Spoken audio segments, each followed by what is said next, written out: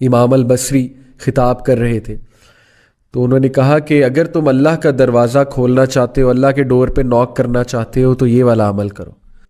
تو ایک بوڑھی عورت مجمع میں بیٹھی ہوئی تھی. شی سیڈ کہ امام، کیا اللہ کا دروازہ کبھی بند بھی ہوتا ہے؟ He started to cry. He said کہ ایک عام بوڑھی عورت امام سے زیادہ جانتی ہے. امیجن، ایک بوڑھی عورت نے انہیں کریکٹ کیا، سمپل سی وہ میں نے کہ اللہ کا دروازہ کبھی بند بھی ہوتا ہے تو پلیز گناہ کر کے اللہ کے پاس جائیں. یہ مومنین کی خاص خصلت بتائی اللہ نے کہ every son of Adam commit sin but the best are those who repent. اللہ کے پاس جائیں، اللہ سے ایلینیشن مت فیل کریں، اللہ سے ایلینیٹڈ مت ہوں. لیکن اگر گناہ کرتے رہیں گے تو وہ فیلنگ نیچرل ہے، وہ آ جائے گی، سینس آف ایلینیشن آ جائے گی. The fourth consequence, again very deadly consequence, things becoming difficult for that person. گناہوں کی وجہ سے چیزیں مشکل ہونے لگیں گی. یعنی ایک چیز پہ اٹینشن کی تو دوسری چیز آ گئی، دوسری پہ اٹینشن کی تیسری آ گئی، تیسری کی طرف اٹینٹیو ہوئے چوتھی چیز آ گئی. چیزیں آئی جا رہی ہیں، پریشر آیا جا رہا ہے، ہر طرف سے مشکل آئی جا رہی ہے. ایک طرف سے اولاد تنگ کر رہی ہے، ایک طرف سے جو ہے وہ ریلیشن شپس میں پھنسے ہوئے، ایک طرف سے جو ہے وہ اچانک سے کوئی بیمار ہو گیا، ہاسپٹل جانا پڑ گیا، ایک طرف سے یہ ٹیسٹ اور ٹرائلز بھی ہو سکتے ہیں، ڈونٹ گیٹ می رانگ کہ پنشمنٹ ہی ہے. لیکن in most cases when things become difficult then it's time to do استغفار.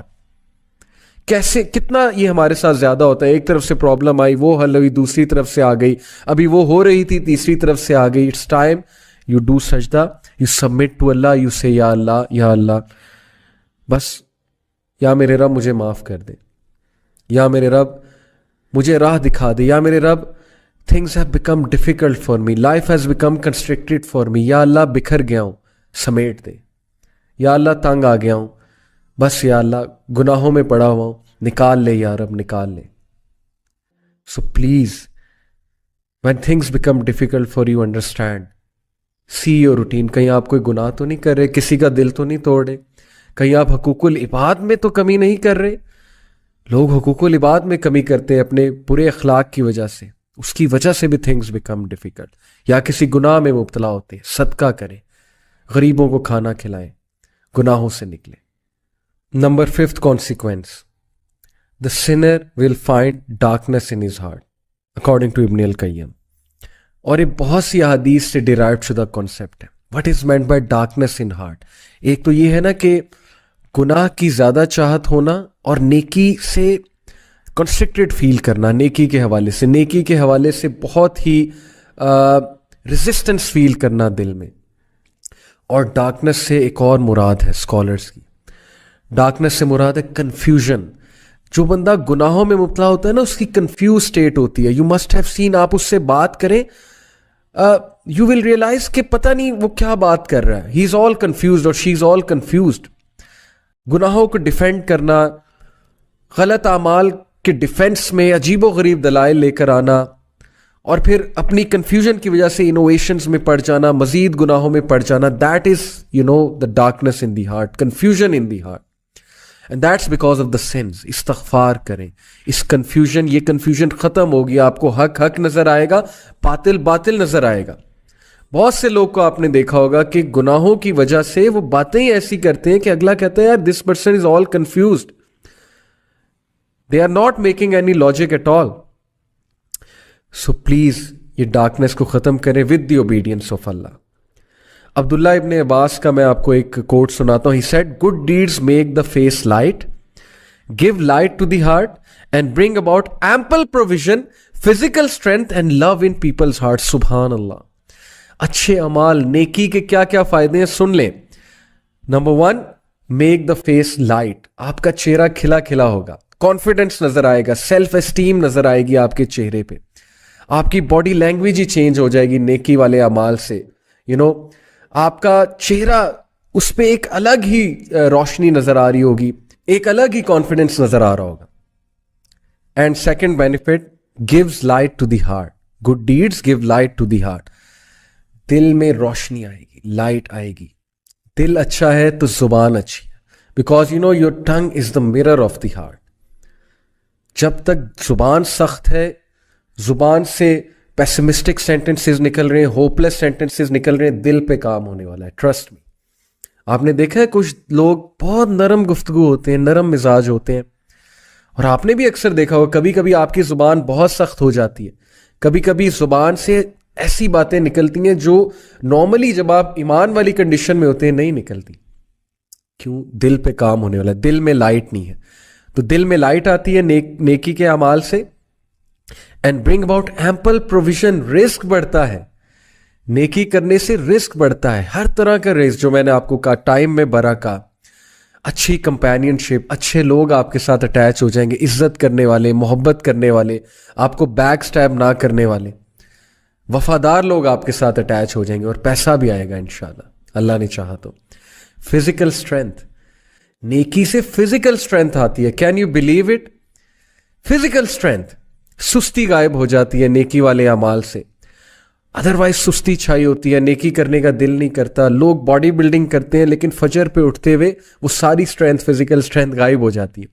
लोग डंबल्स उठाते हैं जिम में जाके, लोग जो है 50-50 kg की वेट लिफ्टिंग करते हैं एक हाथ से, बट उसी हाथ से जो है वो कंबल दूर नहीं किया जाता, कंबल लिफ्ट नहीं किया जाता फजर की नमाज में। Okay, so physical strength and love in people's heart, सुभान अल्लाह, this is all we want. हम में से कौन है जो कहता है कि मुझे फेस पे कॉन्फिडेंस नहीं चाहिए, लाइट नहीं चाहिए, मुझे दिल में लाइट नहीं चाहिए, मुझे रिस्क नहीं चाहिए, मुझे फिजिकल स्ट्रेंथ नहीं चाहिए, और मुझे लोगों की मोहब्बत नहीं चाहिए। लव इन पीपल्स हार्ट, नेकी आपको आपके लिए लोगों के दिल में मोहब्बत भरेगी। Can you believe it? इतना फायदा।